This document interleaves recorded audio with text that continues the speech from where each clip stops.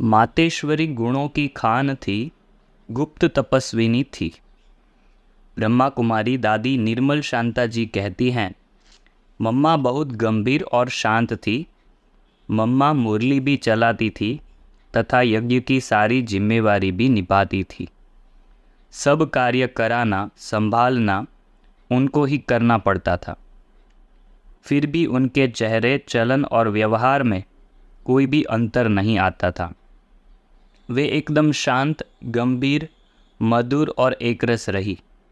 उदाहरण अर्थ, जब यज्ञ में बेगरी पार्ट आया, कई बार खाने के लिए किसी को कुछ नहीं मिला तो कईयों के चेहरे फीके, निस्तेज होते थे। लेकिन मम्मा को खाना मिले न मिले, उनके चेहरे पर सदा मुस्कान, निश्चिंतता, धैर्यता और बाबा पर अटल विश्वास छलकता था। यहाँ तक कि यज्ञ में किसी का शरीर भी छूट जाता था तो भी मम्मा के चेहरे पर कोई बदलाव नहीं दिखाई पड़ता था। जब मम्मा की लौकिक माँ का देहांत हुआ, उस समय भी मम्मा ऐसी रही जैसे लौकिक रीति से वे उनकी कुछ भी नहीं है। एकदम शांत, स्थिर और एकरस। कभी कुछ हो जाए तो मम्मा हमें थोड़ा भी डांटे अथवा नाराज होवे, ऐसा कभी नहीं रहा। हमने तो अपनी इस जिंदगी में मम्मा में नाराज़गी कभी देखी ही नहीं। संतरी बहन बाबा के साथ रहती थी और मैं मम्मा के साथ रहती थी। मैंने मम्मा को बहुत करीब से देखा है। निर्मल शांता जी मम्मा के बहुत करीब रहती थी। मम्मा का व्यक्तित्व, मम्मा एकदम रॉयल थी। वह कभी ज़ोर से नहीं हंसती थी, सिर्फ मुस्कुराती थी। मम्मा में गुस्सा था ही नहीं। मम्मा कहती थी, काम, क्रोध, अहंकार आदि नरक के द्वार हैं, इसलिए तुम बच्चों को कभी गुस्सा नहीं करना है। अगर कोई गुस्सा करता था तो उस समय मम्मा हंसते हंसते बोलती थी, देखो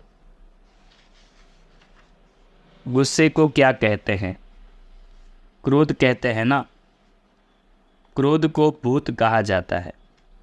क्रोध आया माना अपने अंदर भूत प्रवेश हो गया। इसलिए कभी भूत नहीं बनना, अर्थात क्रोध नहीं करना। कुछ भी हो जाए लेकिन क्रोध नहीं करना। कोई आवाज़ से बोलता था तो मम्मा उसको प्यार से समझाती थी, देखो तुम आश्रम में रहते हो, ऊंची आवाज़ से नहीं बोलना चाहिए, बहुत धीमे से बोलना चाहिए, शांति से बोलना चाहिए, बहुत कम बोलना चाहिए, मीठा बोलना चाहिए। यदि किसी से कोई बड़ी गलती भी हो तो भी उनको कहती थी, इधर आओ, यह ठीक हुआ। जो गलती करेगा भला वो कैसे कहेगा कि यह ठीक हुआ। तो मम्मा कहती थी, आगे के लिए ध्यान रखो, दोबारा ऐसी गलती नहीं होने देना। मम्मा कभी यह नहीं पूछती थी कि यह गलती क्यों हुई। जो हुआ सो हुआ, लेकिन उसको प्यार से सुधारने की युक्ति और शक्ति प्रदान करती थी। इस प्रकार प्यार से, इशारे से उस व्यक्ति के हृदय का परिवर्तन कर देती थी। मुझे साक्षात्कार तो नहीं होता था, मगर मैं जब भी मम्मा को देखती थी तो मुझे लगता था कि यह लक्ष्मी ही बनेगी, यह सतयुग की महारानी है। मैं सेवा नहीं करती थी, शहजादी जैसे रहती थी। मम्मा मुझे मुस्कुराते हुए कहती थी, जाओ बच्ची, उसको ज्ञान समझाओ, सेवा करोगे तो मेवा मिलेगा। जाओ उनको बाबा का ज्ञान सुनाओ। इस प्रकार मम्मा ने मुझे ज्ञान समझाना सिखाया, सेवा करना सिखाया। मम्मा ही क्यों यज्ञ माता बनी? मम्मा बहुत गुणवान थी। वह गुप्त तपस्विनी थी। देखने में साधारण लगती थी, लेकिन वह गुणों की खान थी। हमने तो जीवन में मम्मा का मूड ऑफ होते कभी नहीं देखा। बाबा के हर वचन का पालन शीघ्र और संपूर्ण रूप से किया करती थी। मम्मा में पालना की शक्ति अद्भुत थी। मैं मम्मा को माँ मम्मा कहती थी और लौकिक माँ को जशोदा मैया कहती थी, क्योंकि ये जो दादी है जो अनुभव समझा रही है वो बाबा की लौकिक पुत्री थी। तो जशोदा माँ की सगी बेटी, तो उनको वो जशोदा मैया कहती थी और मम्मा को मम्मा और माँ कहती थी। इतनी पालना की शक्ति और प्यार की शक्ति थी माँ में।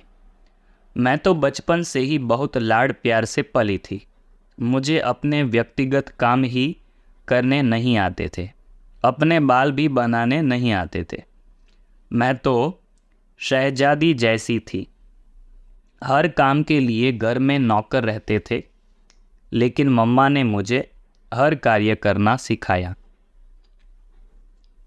गाड़ी चलाना, ज्ञान समझाना, बर्तन मांजना,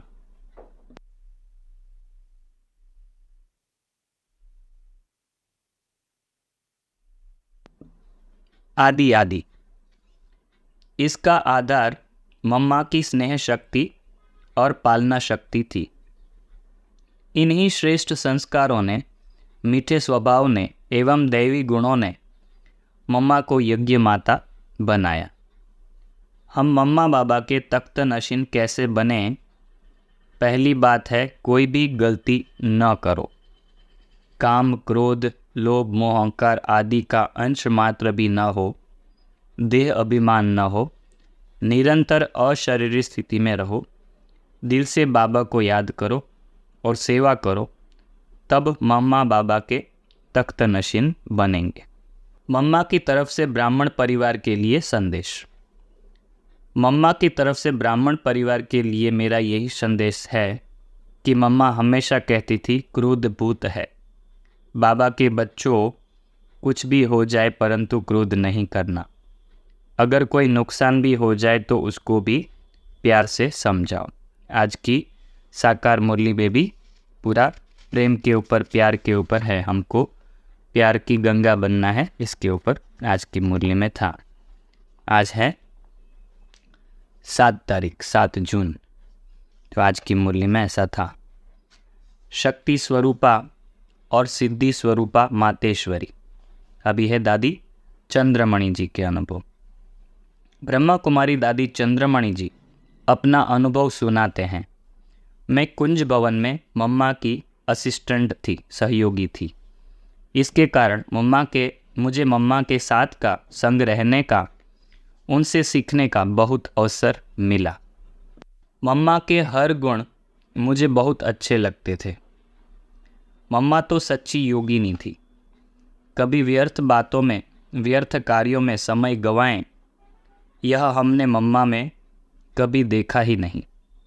हर किसी के गुण देखना, अवगुण न देखना, न वर्णन करना, दूसरों को ज्ञान समझाना, शिक्षा देकर किसी का जीवन बनाना, कन्याओं को निडर और शक्ति शेरनी बनाकर बाबा को समर्पित कराना, यह सब विशेषताएं मैंने मम्मा से सीखी।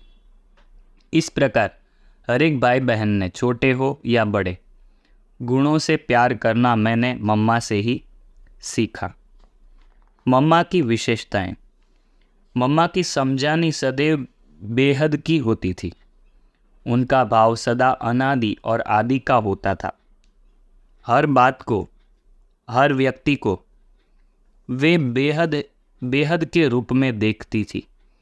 मैं समझती हूँ कि मम्मा में इतने सारे दैवी गुणों की धारणा का कारण यही बेहद की दृष्टि, वृत्ति और भावना थी। मम्मा निर्भय बहुत थी। वह कभी किसी से डरती नहीं थी। ज्ञान स्वरूपा थी, सदा योगनिष्ठ थी। कर्मेंद्रियां सदा उनके अधीन थी। वे सबको मातृ प्रेम की भाषणा देती थी। आयु में छोटी थी, फिर भी उनसे बड़ी आयु वाले भी उनको मम्मा कहते थे। इतना ही क्यों, उनकी लौकिक माँ भी उनको मम्मा ही कहती थी। इसका कारण मैं यही समझती हूँ कि मम्मा ही भविष्य में श्री लक्ष्मी बनने वाली है। मम्मा के ओम मंडली में आते ही बाबा ने उनको पहचान लिया था। दादी चंद्रमणि जी इस अविनाशी रुद्र गीता ज्ञान यज्ञ की आदि रत्न थी। वे ईश्वरीय विश्वविद्यालय के पंजाब, हरियाणा, हिमाचल प्रदेश आदि प्रांतों के सेवा केंद्रों की संचालिका थी। उन्होंने मार्च 12, 1997 में नश्वर शरीर का परित्याग किया। बाएं से दाएं, ध्यानी दादी, अचल बहन, कमल सुंदरी दादी और चंद्रमणि दादी। अपने भविष्य, लक्ष्य और लक्षण में लवलीन। कई बार हम मम्मा से पूछते थे, मम्मा आप क्या सोच रही हैं, कहाँ हैं? तब मम्मा बोलती थी, मैं यहाँ नहीं चल रही हूँ, मैं वैकुंठ की धरनी पर चल रही हूँ। कभी कभी हमें सुनाती थी कि मुझे महारानी श्री लक्ष्मी के रूप में ये अनुभव हुआ, महाराज कुमारी श्री राधा के रूप में ये अनुभव हुआ।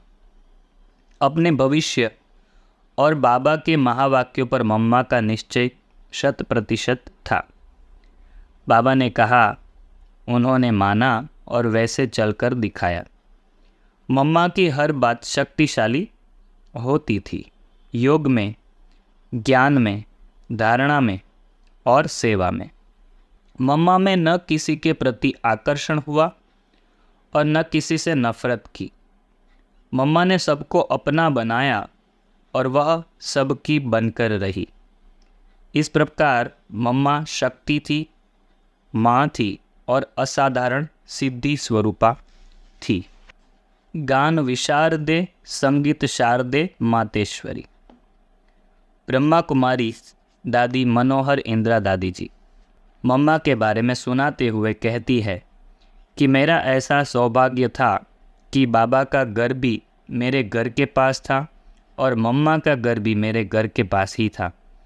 लौकिक में भी बाबा के घर में हमारा आना जाना होता था। यज्ञ शुरू होने से पहले जब पहली बार मम्मा सत्संग में आई तो उन्होंने बाबा को देखा और बाबा ने उनको देखा तो क्या अनुभव हुआ होगा। मम्मा को लगा कि यही मेरा सच्चा अलौकिक पिता है। बाबा को भी लगा कि यह मेरी वारिस बच्ची है, यही मेरे स्थूल और सूक्ष्म खजानों की मालिक बच्ची है। उस दिन से मम्मा ज्ञान में आगे बढ़ने लगी। मम्मा का रूप भी बदलने लगा, आचार विचार बदलने लगे, वेशभूषा बदल गई। ज्ञान में गहराई तथा योग में रुचि बढ़ने लगी। मम्मा गीत गाने में बहुत होशियार थी। लौकिक में किसी में कोई कला होती है तो वह कला अलौकिक में आते ही वृद्धि को पाती है और वह उस व्यक्ति को आगे बढ़ाती है। मम्मा हारमोनियम के साथ भी और सितार के ऊपर भी बहुत अच्छा गीत गाती थी। एक बार मम्मा ने खुद अपने अनुभव का एक गीत बनाया और गाया। इतना अच्छा गाया कि सुनने वाले बहुत खुश हुए। वो गीत ने मम्मा ने सिंधी में लिखा था, जिसका हिंदी में अर्थ इस प्रकार है। हे सखियों, मैं आपको क्या बताऊं और कैसे बताऊं कि ओम मंडली में जाकर मैंने क्या देखा। सखियों, उस सुख का भी मैं कैसे वर्णन करूं। वहाँ ओम का जो अलौकिक आलाप हो रहा था वह ऐसे तीर की तरह मेरे मन में लगा कि मेरा मन शीतल हो गया और मेरे गम के चिन्हों का अंत हो गया। दादी मनोहर इंदिरा जी यज्ञ की आदि रत्न है। यज्ञ की स्थापना के समय से ही बाबा मम्मा के संग रही। वर्तमान समय ईश्वरीय विश्वविद्यालय के मुख्यालय परिसर ज्ञान सरोवर विद्यापीठ की निमित्त संचालिका है। यह बहुत पुरानी किताब है, इसलिए यह जो इन्फॉर्मेशन है वो पुरानी बुक से ली है, तो इसमें कुछ ना कुछ अपडेट जरूर होगा कि मनोहर इंदिरा दादी जी ने शरीर छोड़ दिया है। बाएं से दाएं मातेश्वरी जी के साथ आत्ममोहिनी दीदी, शीतल मणि दीदी, दादी प्रकाश मणि जी और दादी मनोहर इंदिरा जी। उसके बाद बाबा रोज एक गीत बनाकर देते थे और मम्मा तर्ज निकाल कर सत्संग में गाया करती थी। गीता ज्ञान और मम्मा के गीत गाने की मधुरता से आकर्षित होकर दिन प्रतिदिन सत्संग में आने वालों की संख्या बढ़ती गई। उनमें माताएं और कन्याएं ज़्यादा संख्या में थी। उसी समय दिव्य दृष्टि दाता बाबा ने दिव्य दृष्टि का भंडार भी खोल दिया। ओम की ध्वनि सुनते ही कई माताएं और कन्याएं ध्यान में चली जाती थी। वे ध्यान में अनेक प्रकार के दृश्य देखती थी। माताओं को स्वर्ग तथा श्री कृष्ण के साथ खेलपाल करने का साक्षात्कार होता था। आंखें बंद है मगर वह श्री कृष्ण को देख रही थी। श्री कृष्ण जा रहा है और वो उसके पीछे पीछे जा रही है। बाबा को पता लगा कि ये माताएं मेरे में श्री कृष्ण को देख रही है और मुझे पकड़ने आ रही है, तो बाबा सीढ़ी चढ़कर ऊपर के कमरे में जाने लगे। ये माताएं अपनी आंखें बंद होने पर भी बाबा के पीछे अर्थात श्री कृष्ण के पीछे सीढ़ी चढ़कर जा रही थी, दौड़ रही थी। यह बात फैल गई कि दादा लेखराज के सत्संग में श्री कृष्ण का साक्षात्कार होता है। बहुत से लोग आने लगे और सत्संग बढ़ता गया। जैसे जैसे सत्संग बड़ा होता गया वैसे वैसे मम्मा की जिम्मेवारियां बढ़ती गई। मम्मा का लौकिक नाम राधे था। वह सत्संग में ओम की ध्वनि लगाती थी, तो बाबा ने उनका नाम ओम राधे रख दिया। जब कोई भी किसी माता अथवा कन्या से पूछता था कि तुम कहाँ जा रही हो, तो वो कहते थे कि ओम राधे के पास। क्यों जा रही हो, तो कहती थी कि वो हमें ओम की ध्वनि लगाना सिखाती है और उसका अर्थ समझाकर उसमें एकाग्र होना सिखाती है, इसलिए हम लोग ओम राधे के पास जाते हैं। अपना बंगला और सत्संग की सारी जिम्मेवारियों को ओम राधे को सौंपकर बाबा अपने परिवार के साथ कश्मीर चले गए। मम्मा जब भी सत्संग में आती थी तो सत्संग करने के बाद वहाँ कुछ न कुछ सेवा करके अपने लौकिक घर चली जाती थी, लेकिन ना कभी प्रसाद खाती थी न भोजन करती थी। मम्मा सोचती थी कि इससे कर्म का हिसाब बनता है। हम सेवा नहीं करते अथवा कम करते हैं और यज्ञ का भोजन अथवा प्रसाद खाते हैं तो उसका बोझ हमारे ऊपर चढ़ता है। हमारा काम है सेवा करना, ना कि सत्संग में आकर खाते पीते रहना। जब यह बाबा को पता पड़ा कि मम्मा ओम मंडली में कुछ खाती पीती नहीं है, तो कश्मीर से बाबा ने मम्मा को पत्र लिखा, बच्ची तुम्हारा वहाँ रहना ही बहुत बड़ी सेवा है। तुम्हारे वहाँ रहने से बहुत बच्चों की सेवा होगी। तुमको वहीं रहना है और वहीं खाना पीना है। तब से बाबा की आज्ञा के अनुसार मम्मा ने वहाँ खाना पीना शुरू किया। नहीं तो मम्मा सुबह आती थी, सत्संग कराकर तथा सेवा कर दिन में अपने घर चली जाती थी। इसी प्रकार शाम को आकर फिर रात को चली जाती थी। जब से मम्मा ने यज्ञ में रहना आरंभ किया, तब से मम्मा में बहुत परिवर्तन आने लगे।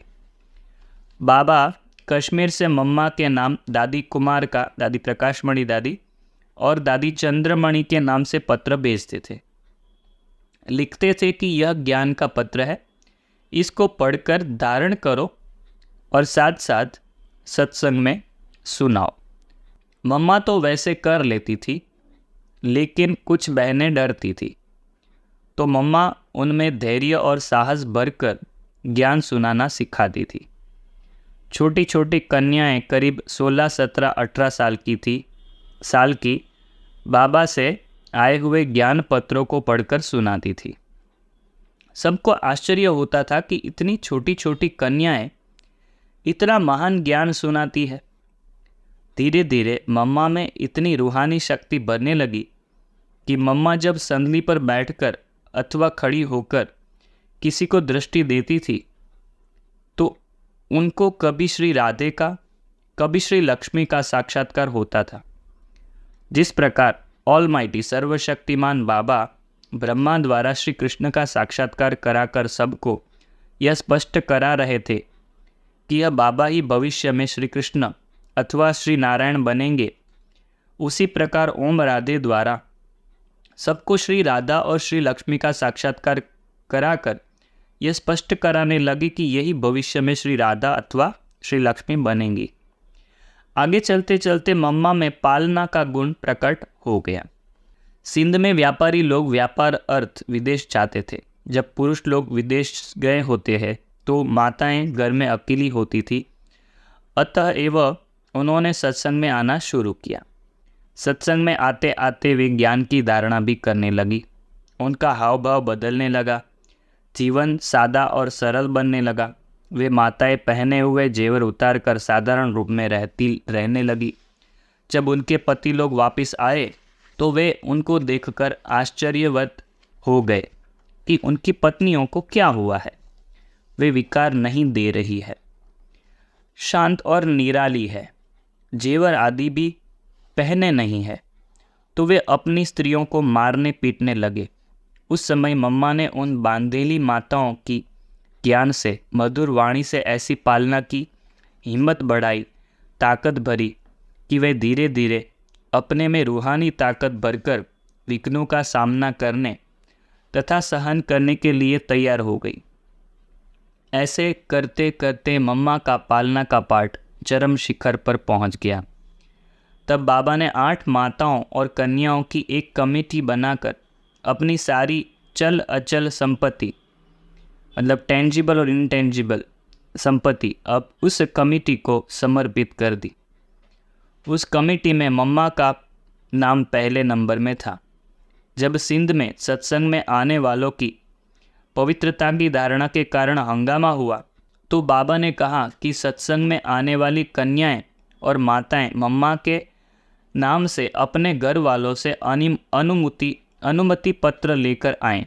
उस स्वीकार पत्र में यह लिखा रहता था कि मैं फलाना फलाना अपनी बेटी को ओम मंडली माता अथवा ओम राधे माता के पास ज्ञान अमृत पीने और पिलाने के लिए खुशी से छुट्टी देती हूँ या देता हूँ। इस प्रकार मम्मा कन्याओं और माताओं में शक्ति भरने वाली और उमंग उत्साह बढ़ाने वाली साक्षात दुर्गा माँ थी। बाद में जब बाबा कश्मीर से आए तो ऑलमाइटी बाबा ब्रह्मा तन द्वारा ज्ञान के गुह्य राजों को खोलते हुए मुरली सुनाते और यह स्पष्ट करते गए कि यह ब्रह्मा ही समस्त मानव कुल का पितामह है। यही भविष्य में श्री कृष्ण तथा श्री नारायण बनेंगे और यह ओम राधे श्री जगदम्बा सरस्वती ब्रह्मा की बेटी है। यही भविष्य में श्री राधे तथा श्री अनुराधे मतलब लक्ष्मी बनेगी। तब से मम्मा के रहन सहन, बोलचाल, आचार विचार, व्यवहार में बहुत शालीनता और गंभीरता आने लगी। हमने मम्मा को जल्दी में चलते हुए देखा ही नहीं। वे हमेशा धैर्यवत और योग युक्त होकर चला करती थी। कई लोगों को घर बैठे मम्मा का, बाबा का तथा कभी कभी श्री लक्ष्मी श्री नारायण का साक्षात्कार होने लगा। सत्संग में बच्चे भी आने लगे। बच्चे भाषण करने लगे और ज्ञान सुनाने लगे तो सुनने वालों को बहुत अच्छा लगने लगा। इस प्रकार सेवा खूब अच्छी रीति चलने लगी। बाबा फिर कराची में बड़े बड़े बंगले लेकर वहां ओम निवास खोला। हम सब ने कराची में रहना आरंभ किया। कराची में मम्मा का यज्ञ माता का पाठ शुरू हो गया। उस भवन में 450 समर्पित भाई बहन रहने लगे। माताएं अलग, कन्याएं अलग और कुमार अलग। इस प्रकार 4 अलग अलग भवनों में रहने की व्यवस्था की गई। मम्मा कन्याओं के साथ रहती थी। बाबा का बंगला अलग था। अमृत वेले से लेकर रात तक की हमारी दिनचर्या मम्मा के साथ में होती थी। सब व्यवस्था मम्मा के निर्देश में ही संपन्न होती थी। मम्मा हर बात में बड़ी एक्यूरेट थी। उनका हर कार्य और व्यवस्था नियम प्रमाण चलते थे। मम्मा ने हमें कहकर और सेवा अथवा पाठ नहीं सिखाया। उन्होंने सबसे पहले खुद करके सिखाया। उदाहरण अर्थ सब्जी अथवा अनाज साफ करने की सेवा में मम्मा सबसे आगे आकर बैठती थी, फिर बाकी सब अपने आप आते थे। ऐसे नहीं कि हर एक को बुलाती थी कि तुम आओ। हमने देखा मम्मा ने वाचा से बहुत कम काम लिया और कर्मणा से अधिक। पहले खुद कर्म करके सबको सिखाया। यज्ञ क्या है, यज्ञ प्रसाद का महत्व क्या है, बाबा कौन है, बाबा कितना महान है, उनको कैसे सम्मान देना है, उन सब आचरण के नियमों पर मम्मा ने खुद प्रैक्टिकल में चलकर दिखाया और सिखाया। बाबा के हर आदेश और आज्ञा को मम्मा ने कभी साधारण नहीं समझा। वे बाबा की आज्ञाओं को ईश्वर की आज्ञा, ऑलमाइटी बाबा का आदेश समझती थी। मम्मा को बाबा के बारे में कभी रिंचक मात्र भी संशय नहीं आया। साकार बाबा में सदा निराकार बाप को ही देखा। बाबा ने जो भी कहा मम्मा ने उसको करके ही दिखाया। इतनी आज्ञाकारी और वफादार थी जगदम्बा माँ। बाबा का हर संकल्प तक मम्मा को प्यारा लगता था। जब डॉक्टर ने कहा कि मम्मा को ऑपरेशन करना ही पड़ेगा, बिना ऑपरेशन यह बीमारी ठीक नहीं हो सकती, तब बाबा ने कुछ नहीं कहा, चुप रहे और बाद में कहा कि बाबा को ऑपरेशन के लिए प्रेरणा नहीं आती। इस बात पर भी मम्मा राजी ही रही। कभी यह संकल्प नहीं किया कि डॉक्टर ने ऑपरेशन के लिए कहा है, कराना अच्छा होगा। नहीं, बाबा को जो पसंद है मुझे भी वही पसंद है। इतना वफादार थी मम्मा। मम्मा के शब्द ही थे, हुक्मी हुक्म चलाए। बाबा हुजूर, जैसे चाहे वैसे हुक्म चलाए, जैसे चाहे वैसे करे, यह सब कुछ उसी का है, मेरा कुछ नहीं है। बाबा ने कहा और मम्मा ने दिल से उसको स्वीकार किया। कोई भी प्रश्न नहीं, कोई संशय नहीं, दूसरा कुछ सोचा नहीं। इतना निश्चय और विश्वास था बाबा पर। बाबा भी मम्मा को इतना ही सम्मान देते थे। यज्ञ में कोई बात आई अथवा कुछ करना होता था तो बच्चों को बाबा यही कहते थे, मम्मा की क्या प्रेरणा है, पूछ कर आओ। मम्मा की राय के बाद मैं अपनी राय दूंगा। यज्ञ माता मम्मा है। इस प्रकार मम्मा से पूछे बगैर बाबा कोई भी कार्य नहीं करते थे। घर में जैसे माँ होती है, बच्चे की हर बात पर ध्यान देती है, उसी प्रकार मम्मा यज्ञवत्सों के हर क्रियाकलाप, उनकी शारीरिक, मानसिक, पारिवारिक और आध्यात्मिक जीवन की प्रगति के लिए हर संभव ध्यान देती थी। समस्याओं का समाधान करती थी, प्यार दुलार से पोषण करती थी। मम्मा हर यज्ञवत्स का दिल जीत लेती थी। सब कुछ करते हुए भी ज्ञान की गहराई में जाकर ज्ञान के रहस्यों को सुनाते हुए भी कभी सुनने वालों को यह महसूस नहीं होने देती थी कि यह मेरी विशेषता है। हमेशा शिव बाबा की ओर ही उनका इशारा होता था। एक बाबा की तरफ ही सबका ध्यान खिंचवाती थी। मम्मा बच्चों की जिस्मानी और रूहानी दोनों प्रकार की पालना करती थी। इस प्रकार मम्मा का नाम यज्ञ माता जगदम्बा सरस्वती पड़ा। बाबा के सामने मम्मा मुस्कुराकर एवं सिर झुकाकर केवल एक बात कहा करती थी, हाँ बाबा अथवा जी बाबा, अन्य कोई शब्द ही नहीं। बाबा मम्मा को मम्मा ही कहते थे और बच्ची भी कहते थे। यज्ञ में हमेशा यह रिवाज रहा कि बाबा की मुरली से 10 मिनट पहले क्लास में मम्मा ज्ञान सितार बजाती थी। बाद में बाबा आकर ज्ञान मुरली बजाते थे। ज्ञान की देवी, विद्या की देवी होते हुए भी मम्मा का पढ़ाई से इतना प्यार था कि वह दिन में 3 बार मुरली पढ़ा करती थी। मम्मा कहती थी, देखो मुरली को जितनी बार पढ़ेंगे उतना बार हमें ज्ञान का नया नया खजाना मिलेगा। मम्मा की विशेष धारणा थी अंतर्मुखता। मम्मा सबके साथ होते हुए भी अपने आप में अकेली रहती थी।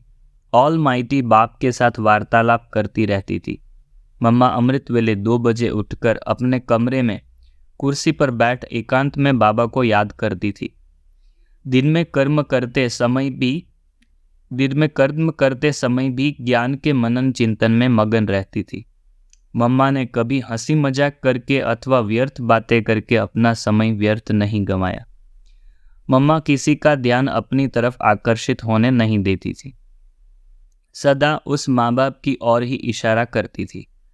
मम्मा में बहुत मधुरता थी तो निर्भयता भी उतनी ही थी।